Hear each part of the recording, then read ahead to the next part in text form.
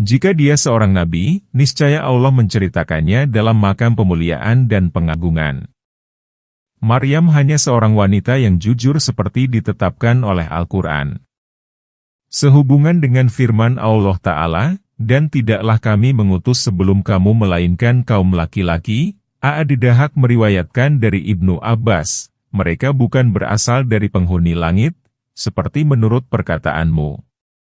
Penafsiran ini dikuatkan oleh firman Allah Ta'ala, dan tidaklah kami mengutus para rasul sebelum kamu melainkan mereka merupakan orang-orang yang memakan makanan dan berjalan di pasar-pasar. Firman Allah Ta'ala, dari kalangan penduduk negeri, yakni penduduk kota. Para rasul bukan berasal dari penduduk pedusunan yang merupakan manusia yang paling keras tabiat dan perilakunya. Adalah sudah diketahui dan dimaklumi bahwa penduduk kota memiliki karakter lebih lembut dan lebih halus daripada penduduk dusun. Firman Allah Ta'ala, maka tidakkah mereka, yakni orang-orang yang mendustakan kamu, hai Muhammad, bepergian di muka bumi lalu melihat bagaimana kesudahan orang-orang sebelum mereka, dari kalangan umat yang mendustakan para rasulnya, bagaimana Allah menghancurkan mereka dan kaum kafir lainnya yang seperti mereka. Jika mereka menyimak berita tentang mereka itu, niscaya mereka berpikir bahwa Allah itu telah membinasakan kaum kafir dan menyelamatkan kaum mukminin. Oleh karena itu, Allah Ta'ala berfirman, sesungguhnya negeri akhirat itu lebih baik bagi orang-orang yang bertakwa. Yakni, sebagaimana kami telah menyelamatkan kaum mukminin di dunia, demikian pula kami menetapkan bagi mereka keselamatan di negeri akhirat yang keadaannya jauh lebih baik daripada kehidupan dunia. Penggalan ini seperti firman Allah Ta'ala, sesungguhnya kami menolong rasul-rasul kami dan orang-orang yang beriman dalam kehidupan dunia dan pada hari berdirinya saksi-saksi, yaitu hari yang tidak berguna bagi orang-orang zalim permintaan maafnya dan bagi merekalah laknat dan bagi merekalah tempat tinggal yang buruk. Surat Al-Mu'min, ayat 51 dan 52. Sehingga apabila para rasul tidak memiliki harapan lagi dan telah meyakini bahwa mereka telah didustakan, datanglah kepada para rasul itu pertolongan kami, lalu diselamatkan orang-orang yang kami kehendaki. Dan tidak dapat ditolak siksa kami daripada orang-orang yang berdosa, ayat 110. Allah Ta'ala menceritakan bahwa pertolongannya akan diturunkan kepada para rasulnya. Semoga shalawat dan salam Allah dilimpahkan kepada mereka semuanya, pada situasi sulit, ketika menunggu jalan keluar dari Allah, dan dalam waktu yang sangat dibutuhkan. Hal ini seperti firman Allah Ta'ala, dan mereka diguncangkan sehingga berkatalah rasul dan orang-orang beriman yang bersamanya, kapankah datangnya pertolongan Allah? Sehubungan dengan kata kudzibu, maka ada yang membacanya dengan kudzibu yaitu dengan ditasydidkan. Demikian pula cara pembacaan Aisyah. Ada pula orang yang membacanya dengan diringankan sehingga dibaca kudzibu. Cara kedua ini didukung oleh Ibnu Jarir.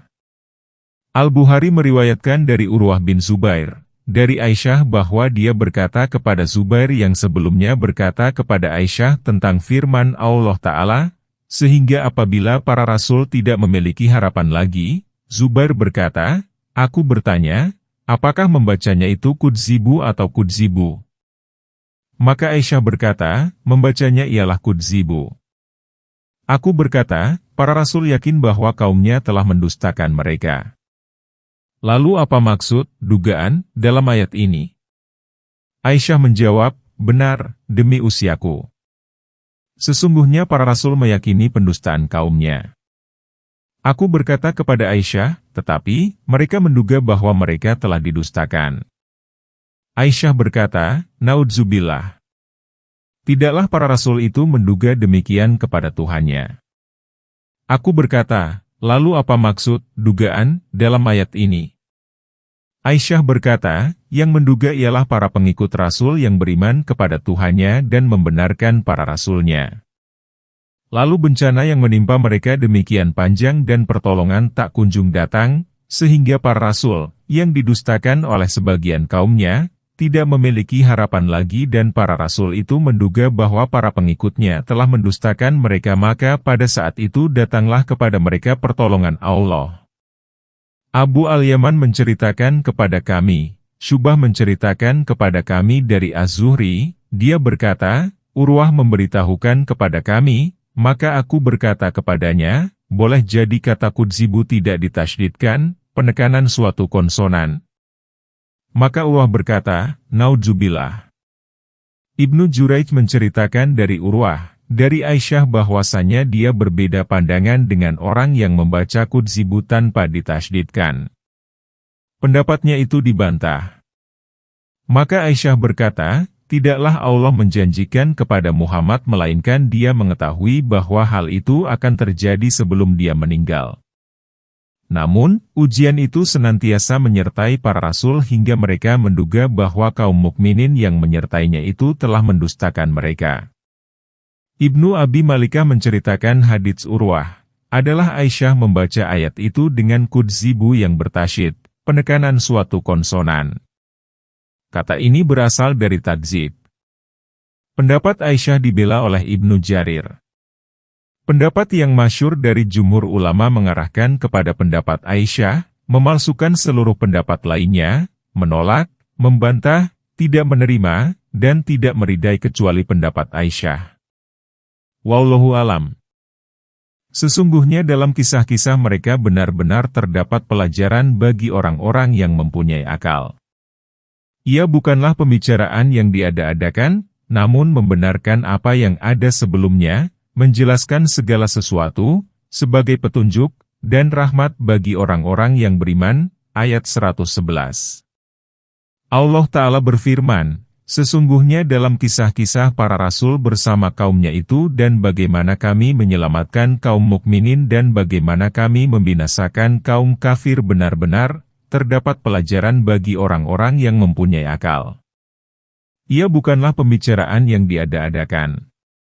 Al-Quran ini bukanlah kitab yang dibuat-buat dan diada-adakan. Namun membenarkan apa yang ada sebelumnya, yakni membenarkan kitab-kitab samawi yang sahih serta meniadakan penyimpangan dan pengubahan yang terdapat di dalamnya. Menjelaskan segala sesuatu, berupa perintah dan larangan yang menyangkut akidah, ibadah, muamalah, berita tentang umat-umat yang telah lalu, dan pengambilan pelajaran dari berita itu berupa bantuan kepada para rasul atau permusuhan kaum kafir kepada para rasul serta hasil yang diperoleh dari bantuan itu. Oleh karena itu, Al-Quran merupakan petunjuk dan rahmat bagi orang-orang yang beriman.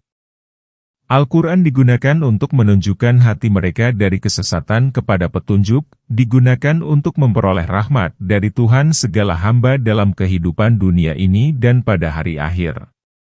Maka, kita memohon kepada Allah yang Maha Agung kiranya Dia menjadikan kita termasuk ke dalam golongan mereka di dunia dan di akhirat, yaitu pada saat memperoleh keberuntungan, ketika wajah berseri-seri, dan saat wajah-wajah yang hitam muram berakhir dalam kerugian dan kehampaan.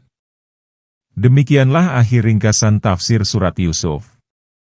Kepunyaan Allah lah segala puja dan karunia. Kepada Allah lah kita meminta pertolongan.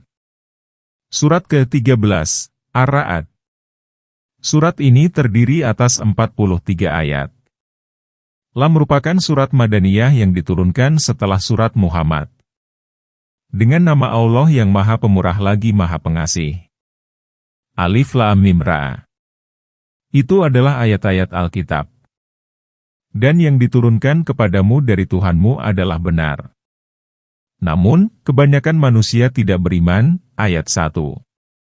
Pembicaraan tentang huruf-huruf yang terputus-putus telah dikemukakan pada awal surat Al-Baqarah. Firman Allah Ta'ala, itu adalah ayat-ayat Alkitab.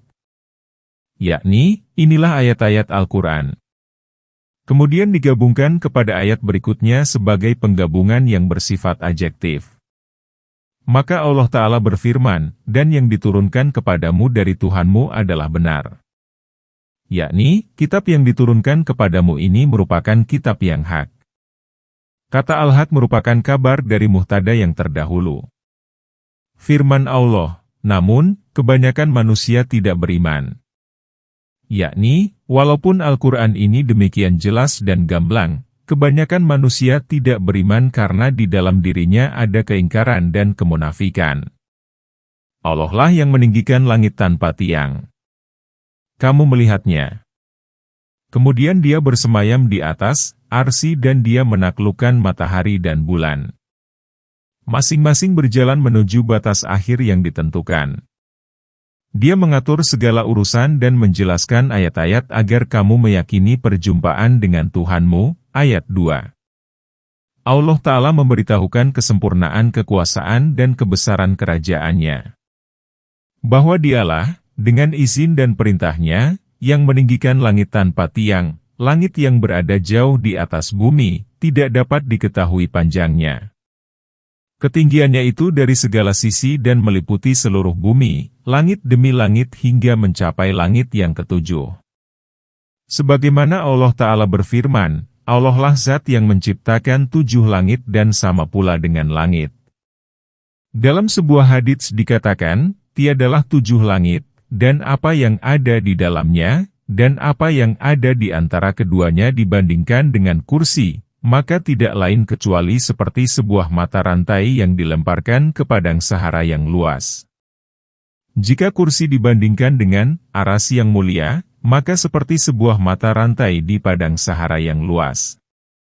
Dalam riwayat lain dikatakan, kadar arsy tidak dapat diperkirakan kecuali oleh Allah Azza wa Jalla.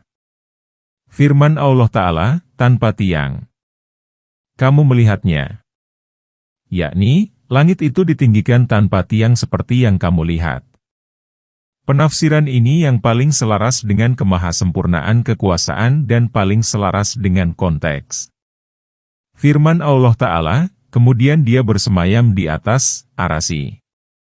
Penafsiran ayat ini telah dikemukakan dalam surat Al-A'raf ayat 54. Allah melintas sebagaimana dia datang tanpa menjelaskan bagaimana, tidak perlu menyerupakan, tidak perlu memperpanjang, dan tidak perlu menyerupakan. Maha tinggi Allah dan maha besar Dia. Firman Allah, dan Dia menaklukkan matahari dan bulan. Masing-masing berjalan menuju batas akhir yang ditentukan. Matahari dan bulan berjalan menuju batas akhir yang ditentukan di sisi Allah Ta'ala. Allah menyebutkan matahari dan bulan karena keduanya merupakan planet yang paling nyata terlihat. Maksudnya penaklukan planet-planet lainnya dan bintang ke dalam penaklukan matahari dan bulan adalah lebih utama lagi. Allah Ta'ala berfirman, matahari, bulan, dan bintang-bintang ditaklukkan dengan perintah-Nya. Ingatlah, kepunyaan Allah lah penciptaan dan segala urusan.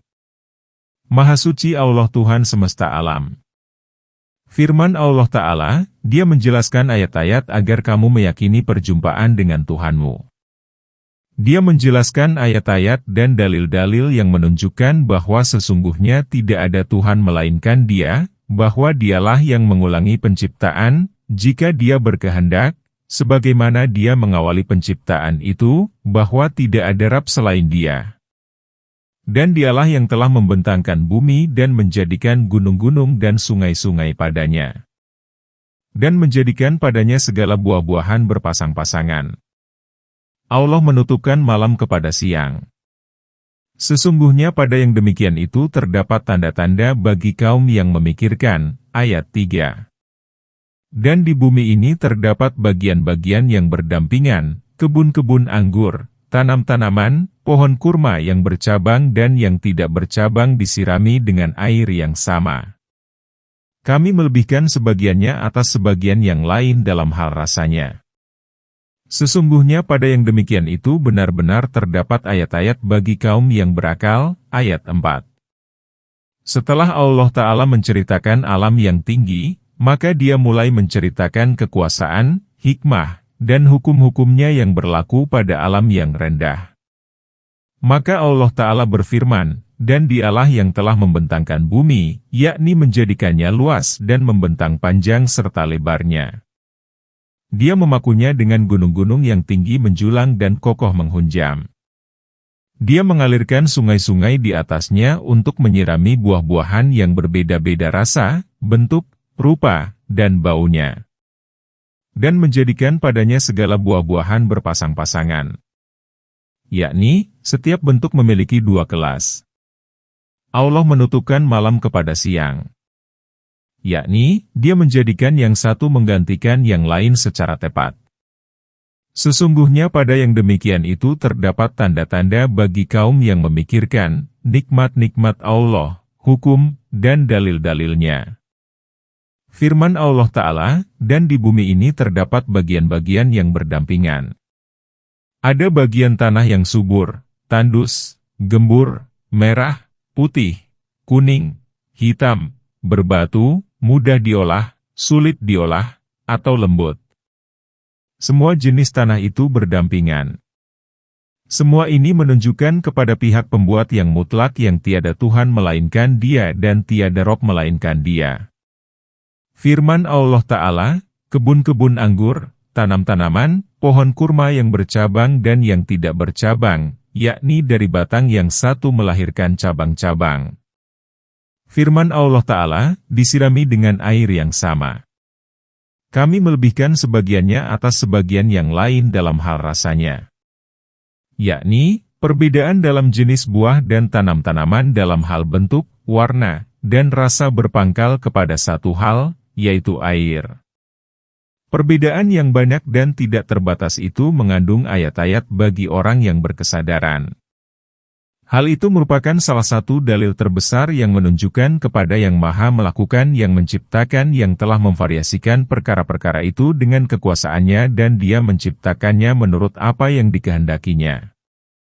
Oleh karena itu, Allah Ta'ala berfirman, sesungguhnya pada yang demikian itu benar-benar terdapat ayat-ayat bagi kaum yang berakal. Jika kamu merasa heran, maka yang mengherankan itu ialah perkataan mereka, apabila kami telah menjadi tanah, apakah kami benar-benar akan menjadi makhluk baru? Itulah orang-orang kafir kepada Tuhannya. Itulah orang-orang yang terbelenggu di lehernya. Dan itulah para penghuni neraka, mereka kekal di dalamnya. Ayat 5. Allah Ta'ala berfirman kepada Nabi Muhammad, jika kamu merasa heran terhadap pendustaan kaum musyrikin kepada hari kebangkitan padahal mereka menyaksikan ayat-ayat dan dalil-dalil yang menunjukkan kepada kekuasaannya, di samping itu mereka pun mengakui bahwa Dialah pencipta yang mengadakan makhluk dari ketiadaan, maka pengakuan mereka terhadap perkara yang lebih agung dan pendustaan mereka terhadap perkara yang lebih rendah merupakan hal yang lebih patut untuk dijadikan bahan keheranan.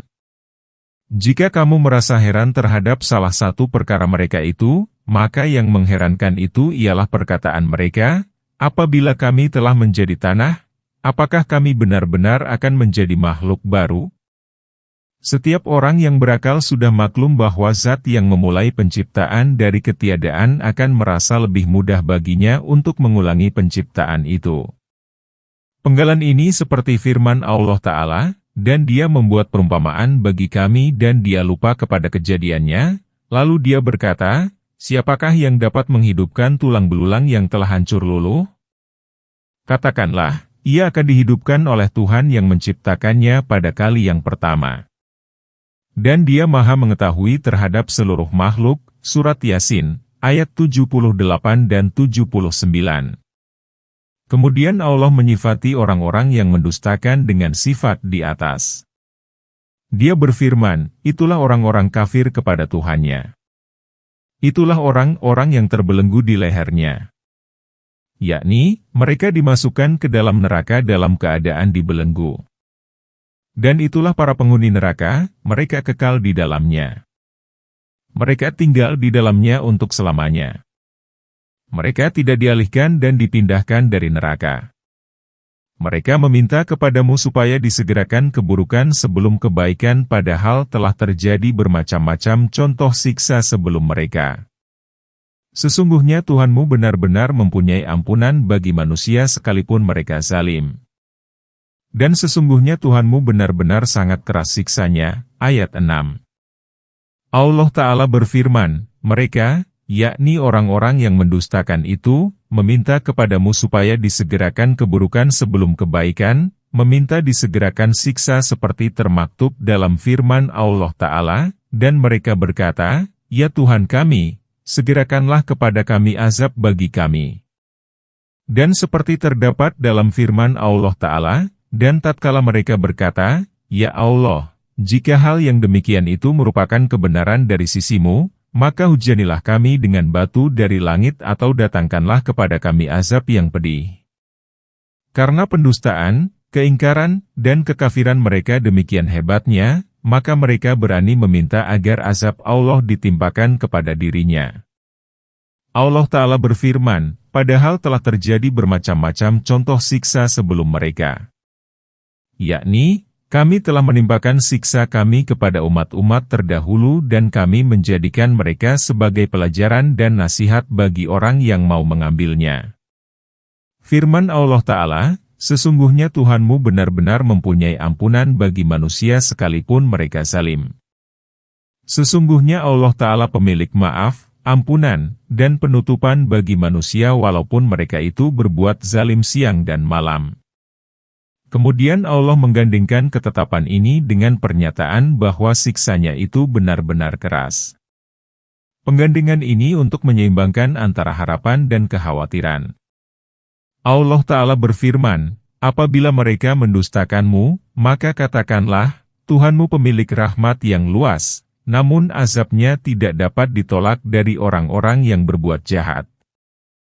Kalaulah bukan karena kelembutan dan ampunannya, niscaya disegerakanlah azab kepada mereka. Allah Ta'ala berfirman, dan kalau sekiranya Allah menyiksa manusia disebabkan usahanya, niscaya Dia tidak akan meninggalkan di atas permukaan bumi suatu makhluk yang melata pun. Surat Fathir, ayat 45. Orang-orang yang kafir berkata, mengapa tidak diturunkan kepadanya suatu ayat dari Tuhannya? Sesungguhnya kamu hanyalah seorang pemberi peringatan. Dan bagi tiap-tiap kaum ada orang yang memberi petunjuk, ayat 7.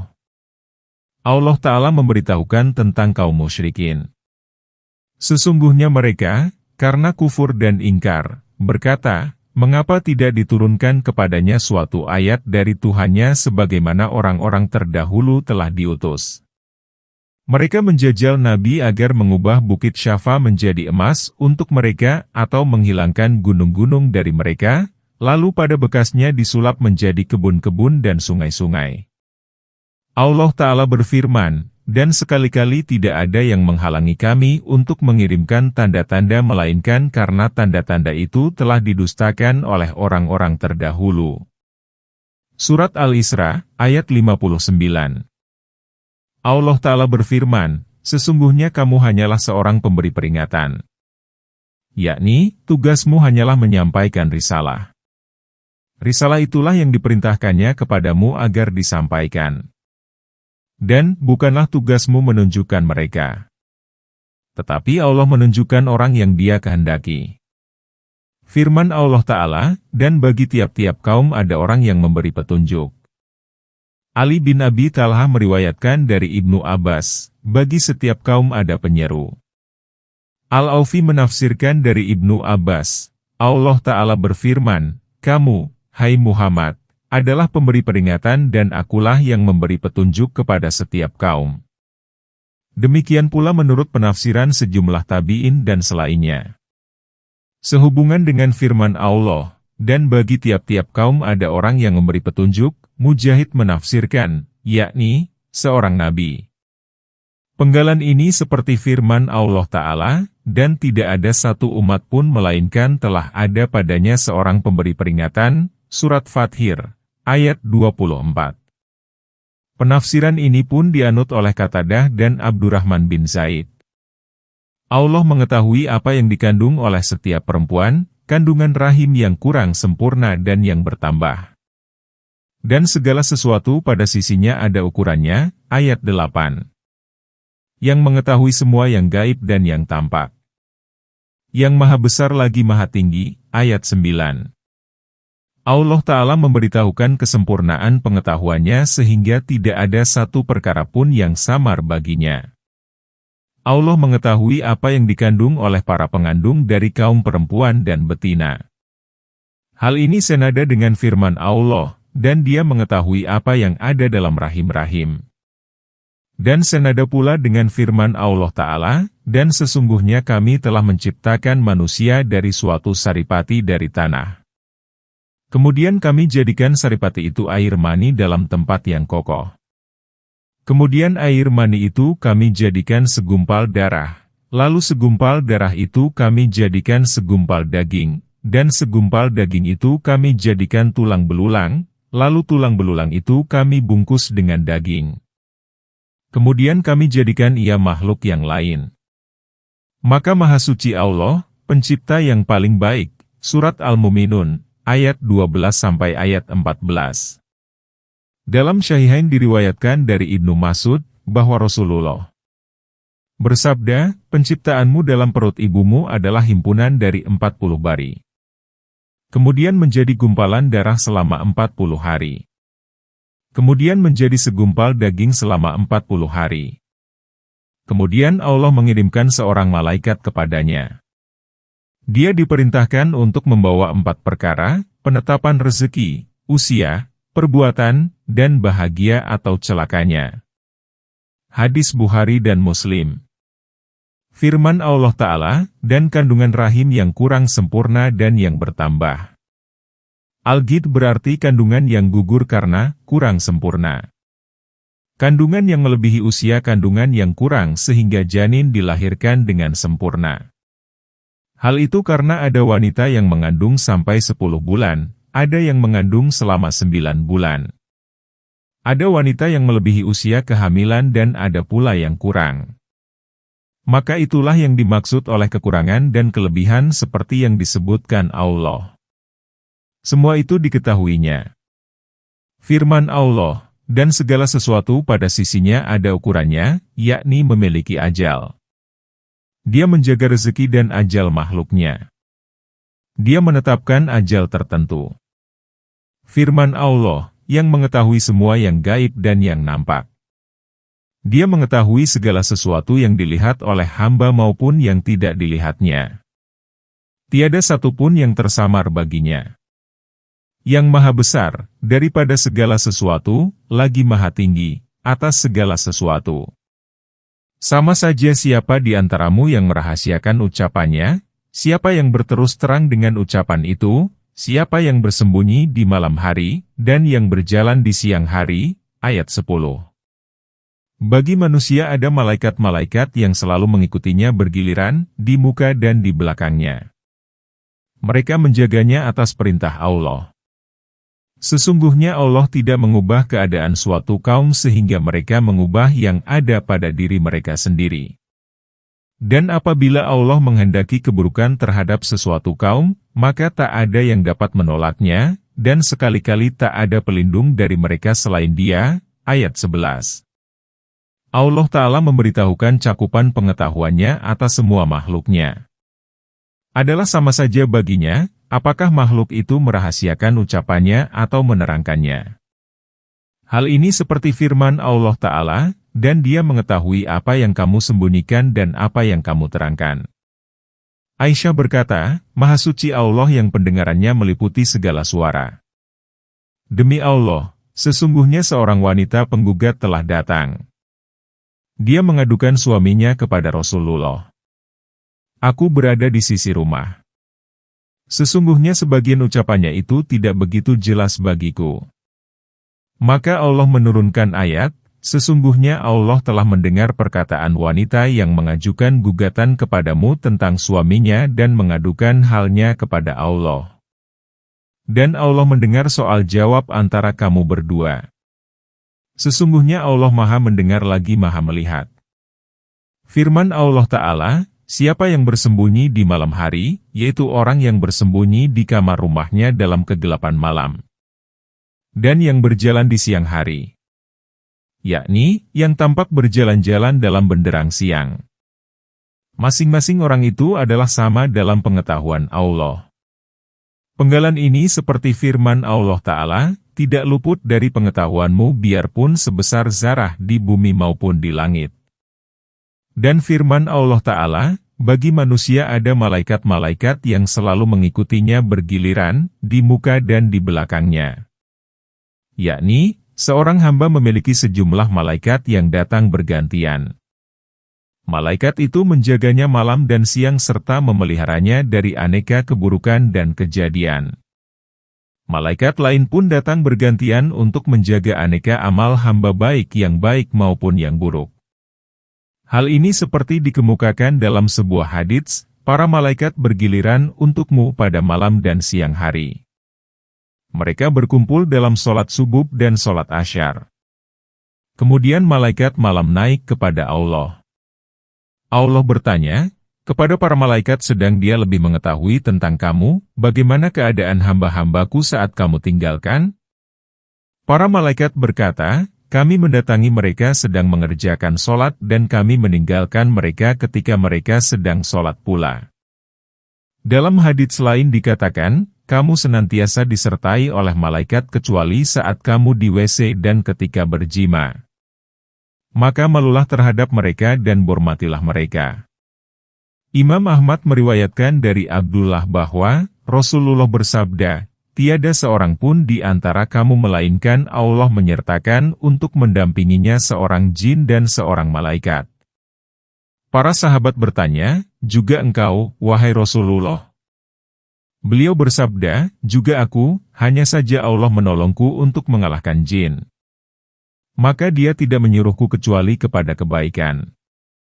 Hadis Muslim. Hadits ini hanya dikemukakan oleh Muslim. Firman Allah Ta'ala, mereka menjaganya atas perintah Allah. Mereka menjaganya atas perintah Allah dengan perintah Allah. Hal ini seperti dikemukakan dalam hadits. Para sahabat bertanya, wahai Rasulullah, bagaimana kalau kami menggunakan jampi untuk kami amalkan? Apakah jampi itu dapat menolak takdir Allah?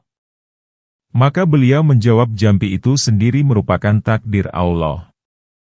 Firman Allah Ta'ala, sesungguhnya Allah tidak merubah keadaan suatu kaum sehingga mereka merubah yang ada pada diri mereka sendiri.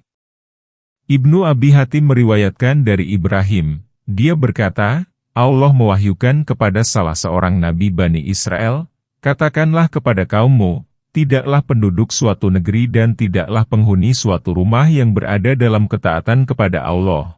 Kemudian mereka beralih kepada kemaksiatan terhadap Allah melainkan Allah mengalihkan dari mereka apa yang mereka cintai kepada apa yang mereka benci. Kemudian Ibrahim berkata, pembenaran atas pernyataan itu terdapat dalam kitab Allah. Sesungguhnya Allah tidak mengubah keadaan suatu kaum sehingga mereka mengubah apa yang ada pada diri mereka sendiri. Dialah yang memperlihatkan kilat kepadamu untuk menimbulkan ketakutan dan harapan. Dan dia mengadakan awan mendung, ayat 12. Dan guru itu bertasbih dengan memuji Allah, dan para malaikat, karena takut kepadanya. Dia melepaskan halilintar, lalu dia mengenakannya kepada siapa yang dia kehendaki. Dan mereka berbantah-bantahan tentang Allah. Dan dialah Tuhan yang maha keras siksanya, ayat 13. Allah Ta'ala memberitahukan bahwa dialah yang menaklukkan kilat, yaitu cahaya yang tinggi di antara awan. Firman Allah Ta'ala, untuk menimbulkan ketakutan dan harapan. Yakni, menimbulkan ketakutan bagi pejalan, ketakutan akan mencederai dan mencelakai dirinya. Namun merupakan berkah bagi orang yang tengah berada di rumah, mengharap berkah dan manfaatnya, mengharapkan rezeki Allah, hujan. Demikian menurut penafsiran Qatadah. Dan dia mengadakan awan mendung, yakni dia menciptakannya dalam sosok baru.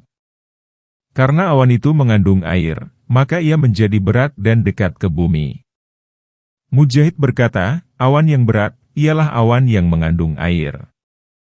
Allah Ta'ala berfirman, dan guru itu bertasbih dengan memuji Allah, adalah seperti firman Allah, tiada suatu perkara pun melainkan ia bertasbih dengan memujinya.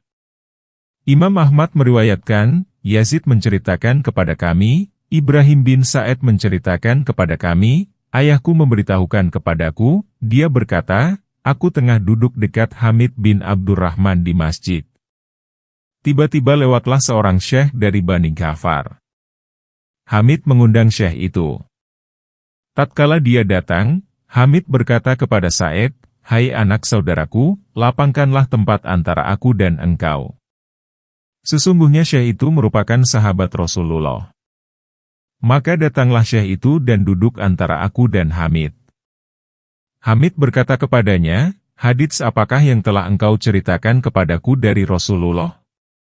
Maka syekh itu berkata, "Aku pun mendengar dari seorang syekh dari Bani Ghafar bahwasanya dia mendengar Nabi bersabda, Allah menciptakan awan, lalu awan itu bertutur dengan tuturan yang sangat baik dan tertawa dengan tawa yang sangat baik pula."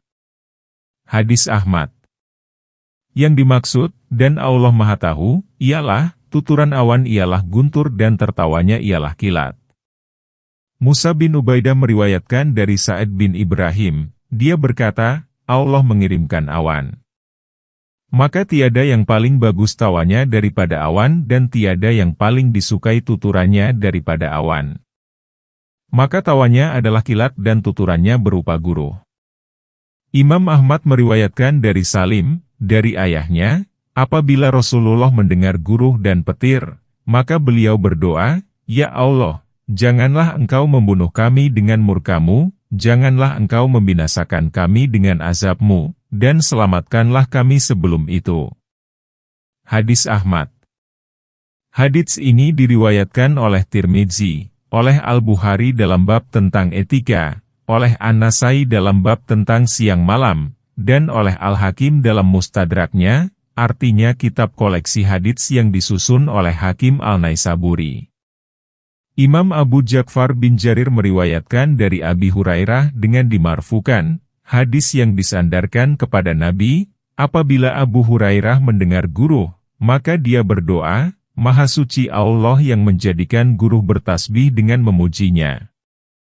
Al-Auzai berkata, Ibnu Abi Zakaria berkata, barang siapa yang berdoa ketika mendengar guruh dengan, Maha suci Allah dan Maha terpuji dia, maka dia tidak akan terkena petir. At-Tabrani meriwayatkan dari Ibnu Abbas bahwa, Rasulullah bersabda, apabila kamu mendengar guruh, maka berzikirlah kepada Allah, karena guruh itu tidak akan mengenai orang yang sedang berzikir.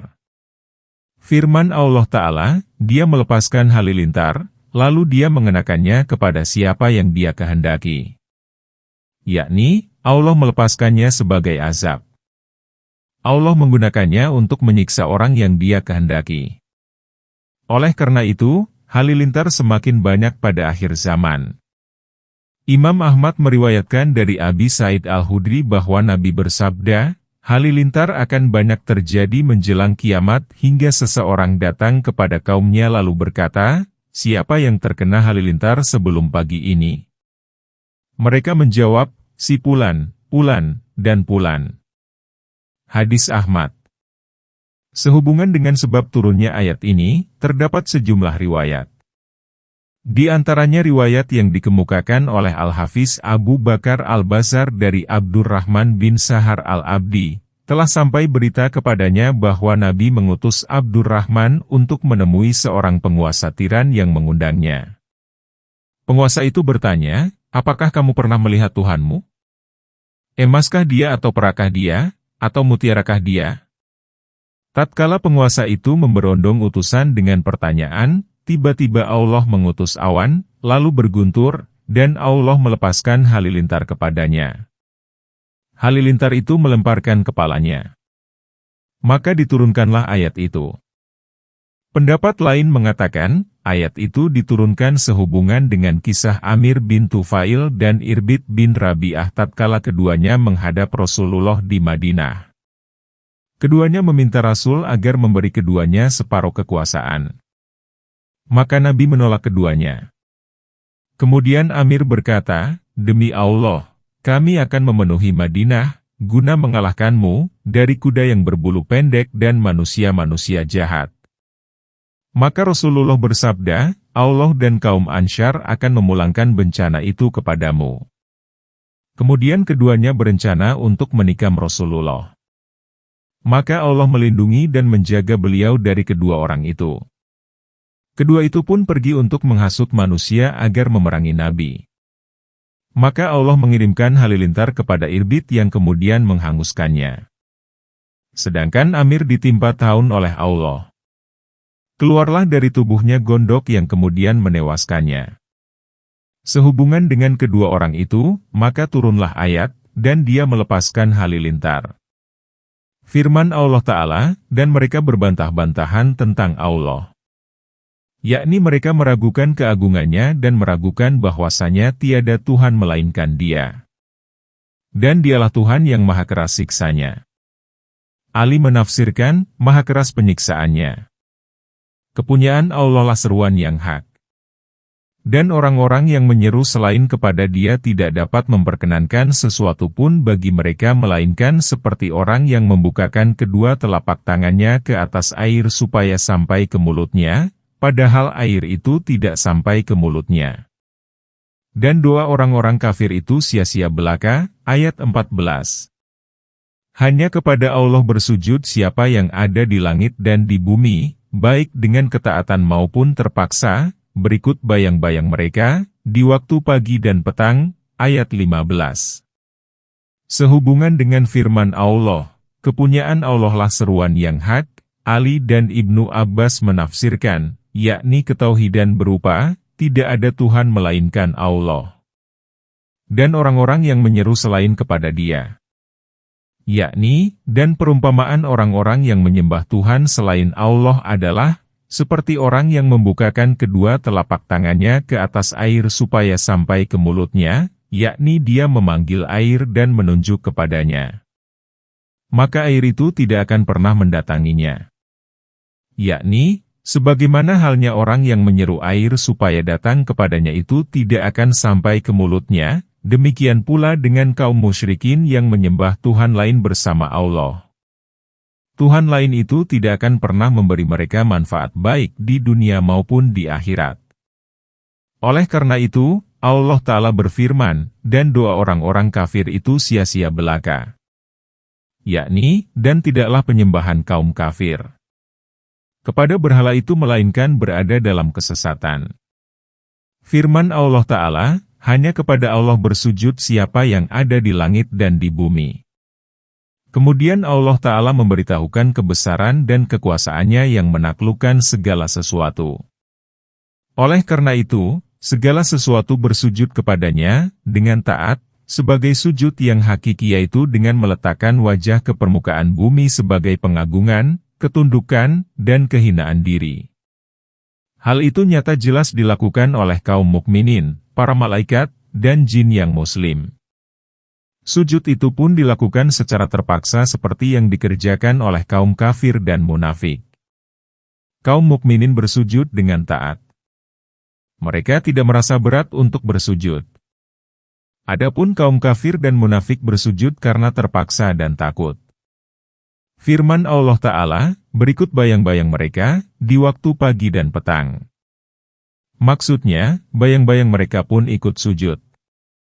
Kata, pagi, dan petang, disebutkan secara khusus karena bayangan tampak lebih jelas pada kedua saat itu.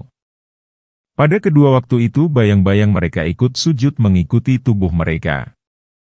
Penggalan di atas seperti firman Allah Ta'ala, dan apakah mereka tidak memperhatikan segala sesuatu yang telah diciptakan Allah yang bayang-bayangnya berbolak-balik ke kanan dan ke kiri dalam keadaan sujud kepada Allah, sedang mereka berendah diri. Surat An-Nahl, ayat 48. Katakanlah, siapakah Tuhan langit dan bumi? Jawabnya, Allah. Katakanlah, maka pantaskah kamu mengambil pelindung-pelindungmu dari selain Allah, padahal mereka tidak menguasai kemanfaatan dan tidak pula kemudaratan bagi diri mereka sendiri? Katakanlah, adakah sama orang buta dan yang dapat melihat, atau samakah gelap gulita dan terang benderang? Apakah mereka menjadikan beberapa sekutu bagi Allah yang dapat menciptakan seperti ciptaannya sehingga kedua ciptaan itu serupa menurut pandangan mereka? Katakanlah, Allah adalah pencipta segala sesuatu dan Dialah Tuhan yang Maha Esa lagi Maha Perkasa, ayat 16. Kaum musyrikin mengakui bahwa Allah adalah pencipta langit dan bumi. Dialah pemelihara dan pengaturnya. Walaupun begitu, mereka telah mengambil pelindung-pelindung selain Dia yang mereka sembah. Pelindung-pelindung itu tidak dapat memberi mereka manfaat dan mudarat kepada dirinya sendiri, apalagi kepada para penyembahnya. Apakah sama antara orang yang menyembah Tuhan ini bersama Allah dengan orang yang menyembah Allah yang esa tanpa sekutu baginya, sedang dia berada di atas cahaya dari Tuhannya? Oleh karena itu, Allah berfirman, "Katakanlah, adakah sama orang buta dan yang dapat melihat, atau samakah gelap gulita dan terang benderang? Apakah mereka menjadikan beberapa sekutu bagi Allah yang dapat menciptakan seperti ciptaannya sehingga kedua ciptaan itu serupa menurut pandangan mereka?" Yakni, persoalannya tidaklah demikian. Karena sesungguhnya tidak ada satu perkara pun yang menyerupai dan menyamainya, tiada yang menandinginya, tiada yang membandinginya. Dia tidak memiliki pembantu, tidak memiliki anak, dan tidak memiliki istri. Sebenarnya kaum musyrikin itu menyembah Tuhan lain bersama Allah dengan beranggapan bahwa Tuhan itu diciptakan baginya dan diperhambakan kepadanya sebagaimana hal ini diberitahukan Allah melalui firman-Nya, "Tidaklah kami menyembah mereka melainkan agar mereka mendekatkan kami kepada Allah dengan sedekat-dekatnya." Tatkala mereka berkeyakinan demikian, maka Allah menolak dan membantah mereka dengan firman-Nya, "Tidaklah berguna syafaat di sisinya kecuali bagi orang yang diberi izin untuk memberikannya." Dan dalam firman-Nya, "Tiada yang berada di langit dan di bumi melainkan masing-masing datang kepada Tuhan yang Maha Pemurah sebagai hamba." Jika semua pihak itu merupakan hamba-Nya, mengapa sebagian mereka menyembah sebagian yang lain tanpa dalil, namun semata-mata berdasarkan pandangan, rekayasa, dan bid'ah, artinya yang diada-adakannya. Kemudian Allah pun telah mengutus para rasul-Nya sejak pertama hingga terakhir. Para rasul itu melarang mereka berbuat demikian dan mencegah mereka menyembah selain Allah. Namun, mereka mendustakan dan menyalahi rasul sehingga tetaplah atas mereka keputusan azab secara pasti. Dan Tuhanmu tidak menzalimi seorang pun. Allah telah menurunkan dari langit air. Maka mengalirlah air di lembah-lembah menurut ukurannya. Maka bah itu membawa buih yang mengembang. Dan dari apa yang mereka lebur dalam api untuk membuat perhiasan atau alat-alat, ada buih seperti buih bah itu. Demikianlah Allah membuat perumpamaan yang benar dan yang batil. Adapun buih itu akan hilang sebagai sesuatu yang tiada harganya. Adapun yang memberi manfaat bagi manusia, maka ia tetap di bumi. Demikianlah Allah membuat perumpamaan-perumpamaan, ayat 17. Ayat yang mulia ini mengandung dua perumpamaan mengenai kebenaran dalam hal kekokohan dan ketetapannya serta mengenai kebatilan dalam hal kehampaan dan kemusnahannya. Maka Allah Ta'ala berfirman, Allah telah menurunkan dari langit air, hujan. Maka mengalirlah air di lembah-lembah menurut ukurannya. Yakni, setiap lembah mengambil air sesuai dengan kapasitasnya. Lembah ini besar, maka dia mengambil air yang banyak. Lembah ini kecil, maka ia mengambil air yang sedikit. Penggalan ini pun mengisyaratkan kalbu dan variasinya. Maka di antara hati itu ada yang dapat memuat kepada kalbu ilmu yang banyak dan ada pula hati yang tidak dapat memuat ilmu yang banyak, yaitu hati yang sempit. Maka bah itu membawa buih yang mengembang. Maka di atas permukaan air bah yang mengalir di lembah-lembah itu terdapat buih yang mengembang. Itulah perumpamaan yang pertama. Perumpamaan yang kedua ialah firman Allah Ta'ala, dan dari apa yang mereka lebur dalam api untuk membuat perhiasan atau alat-alat, yaitu emas atau perak yang dilebur di dalam api untuk dijadikan perhiasan, atau yang dilebur itu tembaga atau besi untuk dijadikan alat-alat. Proses ini melahirkan buih seperti halnya air bah. Demikianlah Allah membuat perumpamaan yang benar dan yang batil. Yakni, jika keduanya bersatu, maka tiada kekokohan dan tiada keabadian seperti halnya buih yang tidak akan tetap bersama air dan buih itu tidak akan tetap pula bersama besi emas, perak, dan sejenisnya yang dilebur di dalam api. buih itu justru lenyap dan hilang. Oleh karena itu, Allah Ta'ala berfirman, adapun buih itu akan hilang sebagai sesuatu yang tiada harganya. Yakni, tidak bermanfaat, tetapi tercerai-berai, tercabik-cabik, dan lenyap di sisi-sisi lembah, menempel di pohon, kemudian ditiup oleh angin. Demikian pula dengan buih, karat, emas, perak, besi, dan tembaga. Ia lenyap, tidak pernah kembali lagi sedikit pun. Tidak ada yang tersisa lagi kecuali air, emas, dan semacamnya yang dapat dimanfaatkan. Oleh karena itu, Allah Ta'ala berfirman, adapun yang memberi manfaat bagi manusia, maka ia tetap di bumi. Demikianlah Allah membuat perumpamaan-perumpamaan. Penggalan ini seperti firman Allah Ta'ala, perumpamaan-perumpamaan tersebut kami berikan bagi manusia. Dan tiada memahaminya kecuali orang-orang yang berilmu.